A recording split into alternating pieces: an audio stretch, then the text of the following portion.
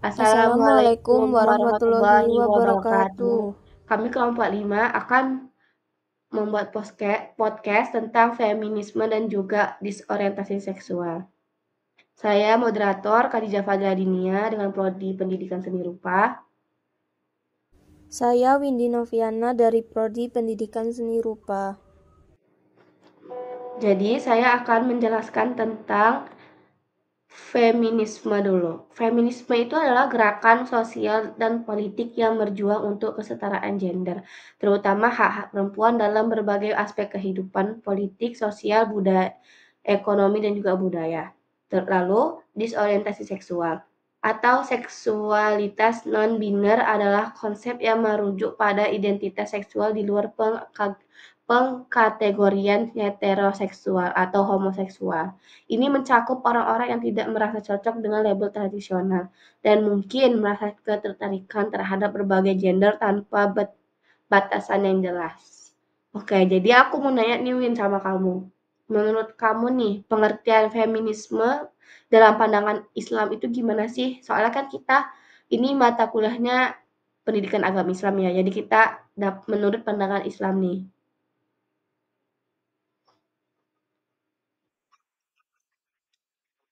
Iya, lanjut lanjut. Nah, kalau menurutku ya, feminisme dalam pandangan Islam itu, feminisme kan gerakan yang memperjuangkan kesetaraan hak antara pria dan wanita dalam berbagai aspek kehidupan, kayak hal sosial, politik, Mm. ekonomi, dan lain sebagainya. Tetapi feminisme dalam konteks Islam itu memiliki pengertian dan prinsip yang berbeda dibandingkan dengan feminisme Barat. Pandangan Islam tentang feminisme itu, Islam mengajarkan kita pentingnya kesetaraan dalam hak-hak dasar antara pria dan wanita, tetapi dengan pembagian tugas dan peran yang sesuai dengan sifat dan kodrat masing-masing. Dalam Al-Quran juga banyak ayat yang menekankan pentingnya perlakuan adil terhadap perempuan, seperti contoh dalam surat An-Nisa ayat 32 yang mengatakan bahwa pria dan wanita adalah mitra satu sama lain dalam menjalani kehidupan. Konsep feminisme dalam Islam lebih menekankan kepada keadilan dan penghormatan terhadap peran dan hak perempuan sesuai dengan ajaran agama Islam. Wanita diberi hak untuk mendapatkan pendidikan, pekerjaan, partisipasi dalam urusan sosial dan politik, serta memiliki hak atas warisan dan perceraian, meskipun dengan aturan yang ditetapkan oleh syariat Islam. Islam juga menekankan pada perlindungan dan penghormatan terhadap martabat perempuan, serta menentang segala bentuk eksploitasi atau penindasan terhadap mereka. Sedangkan pengertian disorientasi seksual menurut pandangan Islam itu, disorientasi seksual adalah kondisi di mana seseorang merasa kebingungan atau ketidaktahuan dalam memahami orientasi seksual mereka, atau mengalami ketidakjelasan dalam hal ketertarikan seksual dan romantisme. Dalam beberapa konteks, disorientasi seksual juga bisa merujuk pada perasaan ketidaksesuaian dengan orientasi seksual yang diharapkan oleh masyarakat sekitar. Pandangan Islam tentang disorientasi seksual adalah Islam mengajarkan bahwa seksualitas manusia memiliki tujuan yang jelas dalam konteks pernikahan antara seorang pria dan seorang wanita. Al-Quran dan hadis menekankan bahwa hubungan seksual yang sah hanya terjadi dalam pernikahan antara laki-laki dan perempuan. Dalam hal ini, orientasi seksual yang sah menurut Islam adalah heteroseksual, dan segala bentuk hubungan sesama jenis atau perilaku seksual di luar pernikahan dianggap tidak sesuai dengan ajaran agama. Disorientasi seksual dalam pandangan Islam juga dapat dipahami sebagai suatu kondisi yang menyimpang dari fitrah atau sifat alami manusia, di mana seseorang merasa bingung atau terperangkap dalam pemahaman yang tidak sesuai dengan norma-norma agama. Islam mengajarkan pentingnya kembali kepada fitrah, yaitu hidup sesuai dengan petunjuk Allah dan sunnah Rasulnya, yang menekankan hubungan seksual yang sah hanya antara suami dan istri. Di sisi lain, Islam juga mengajarkan kasih sayang, pengertian, dan upaya untuk membantu seseorang yang mengalami kebingungan seksual, dengan tujuan memberikan bimbingan dan mendekatkan mereka kepada kebenaran ajaran agama Islam. Nah, menurutmu Din, sejarah feminisme dan sejarah disorientasi seksual dalam Islam itu gimana? Kalau menurut aku, sejarah feminisme dalam Islam itu sejarah perjuangan perempuan dalam Islam tidak dimulai dari pergerakan feminisme Islam, feminisme Barat, tetapi sudah ada sejak masa awal Islam. Pada zaman Nabi Muhammad SAW, perempuan diberikan banyak hak yang sebelumnya tidak mereka miliki dalam masyarakat Arab jahiliyah. Beberapa contoh pentingnya dalam sejarah ini antara lain adalah Khadijah binti Khuwailid, istri pertama Nabi Muhammad, yang merupakan seorang pembisnis sukses dan berperan penting dalam pendukung dakwah Islam. Dan juga Aisyah binti Abu Bakar, salah satu istri Nabi yang juga dikenal sebagai ilmuwan, narator hadis yang memainkan peran dalam pentingnya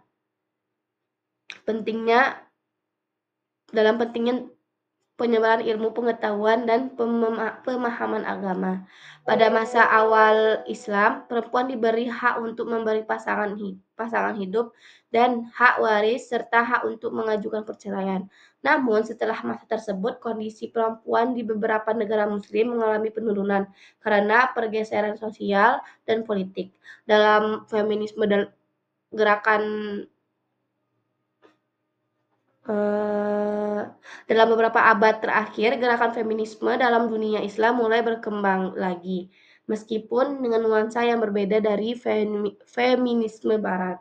Juga sejarah disorientasi seksual dalam Islam adalah orientasi seksual ini lebih dipahami sebagai sebagian dari fitrah alamiah manusia, yaitu hubungan antara pria dan juga wanita dalam pernikahan. Konsep disorientasi seksual dalam pengertian modern tidak dikenal dalam pemahaman Islam klasik.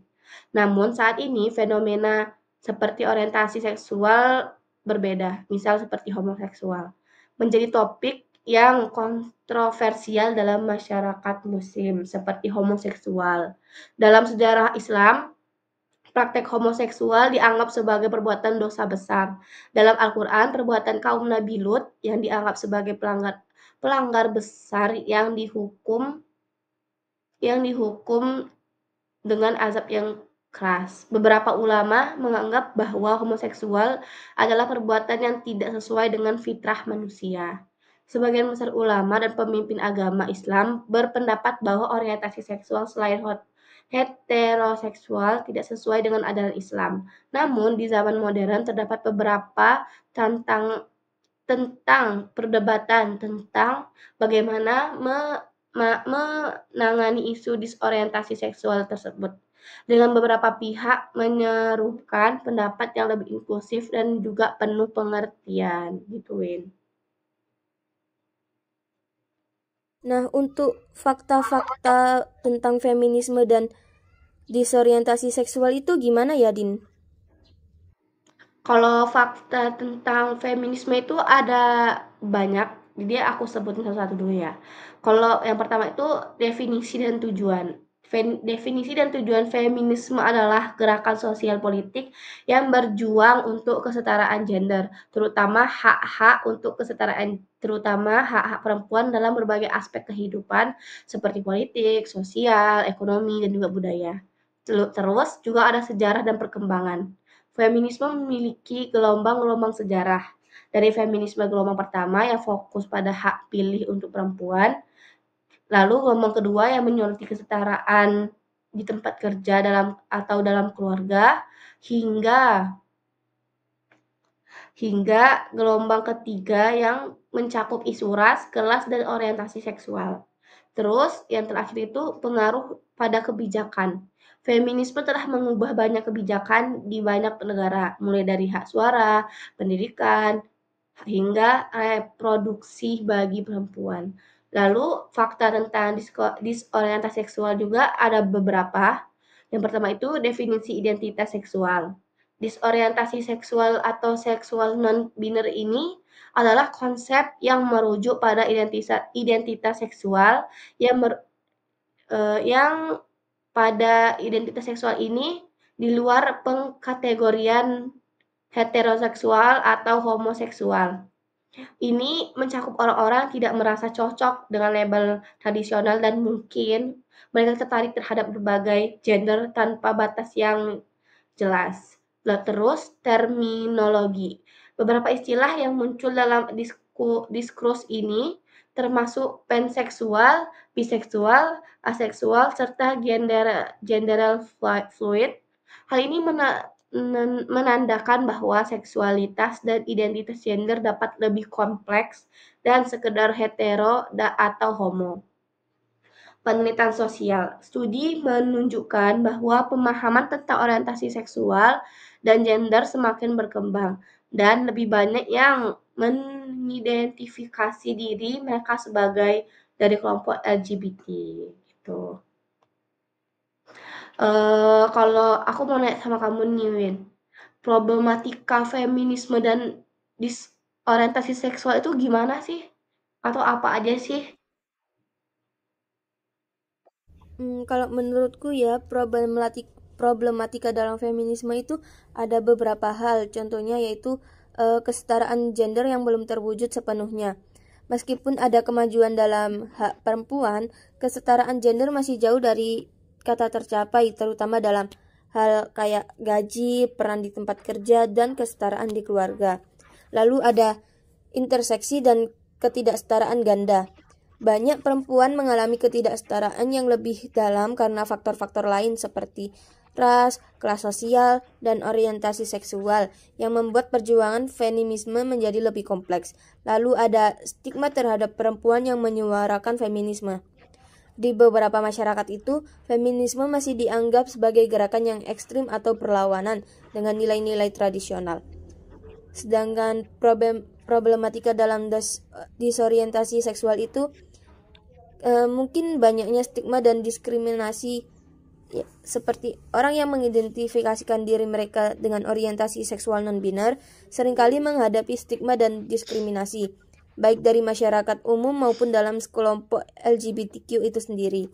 Lalu kurangnya penerimaan sosial. Masih banyak masyarakat yang kesulitan menerima identitas gender dan orientasi seksual non-biner yang menyebabkan marginalisasi.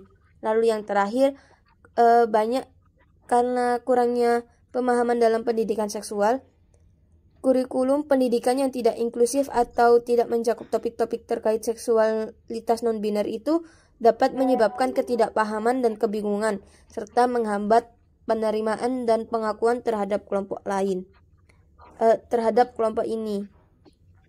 Nah, aku mau tanya, Din, kalau dari kamu solusi untuk feminisme dan disorientasi seksual itu bagaimana ya?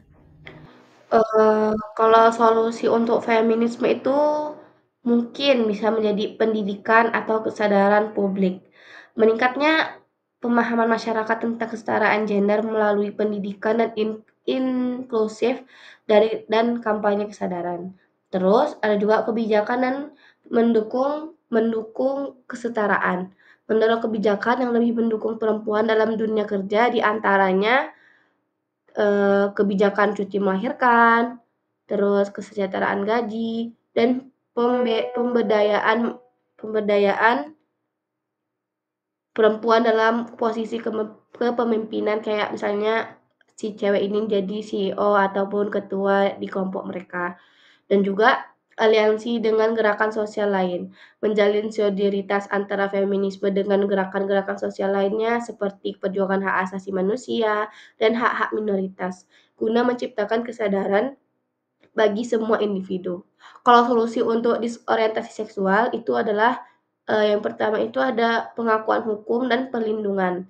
Mengupayakan pengakuan hukum terhadap individu dengan orientasi seksual atau identitas gender non-biner untuk memastikan perlindungan dari diskriminasi, pendidikan inklusif, dan juga pendidikan inklusif yang sensibilitas. Penerapan kurikulum pendidikan seksual yang lebih inklusif dan mendidik generasi muda untuk menghargai keberagaman identitas seksual dan gender. Meningkatkan visibilitas dan dukungan. Meningkatkan visibilitas kelompok dengan orientasi seksual non-biner dalam media dan platform sosial, serta mendukung mereka melalui komunitas yang lebih inklusif gitu. Uh, Kalau menurutmu Win, yang kesimpulan apa sih yang bisa kita ambil dari diskusi kita ini? Kalau dari aku, kesimpulan yang dapat diambil itu feminisme dalam Islam lebih berfokus pada keadilan, perlindungan, dan hak-hak perempuan sesuai dengan prinsip-prinsip syariat Islam. Terus untuk disorientasi itu, ternyata disorientasi seksual itu dianggap sebagai kondisi yang menyimpang dari fitrah manusia menurut pandangan agama. Terus juga ada sejarah Islam yang menunjukkan bahwa hak-hak perempuan dan pemahaman tentang seksualitas itu ternyata sudah ada sejak masa awal-awal Islam. Meskipun interpretasi dan penerapannya bisa bervariasi di berbagai periode dan negara. Itu aja nggak sih dari kita? Hmm. Aku mau nambahin dikit ini. Dengan pembahasan kita berdua tadi, podcast dapat mengambil isu-isu penting mengenai feminisme dan disorientasi seksual, serta memberikan wawasan mendalam tentang langkah-langkah yang perlu diambil untuk menciptakan masyarakat yang lebih inklusif dan adil gitu, teman-teman yang menonton. Itu aja ya kan, Win? Sekian sekian dari kami. Assalamualaikum Assalamualaikum warahmatullahi warahmatullahi wabarakatuh. wabarakatuh.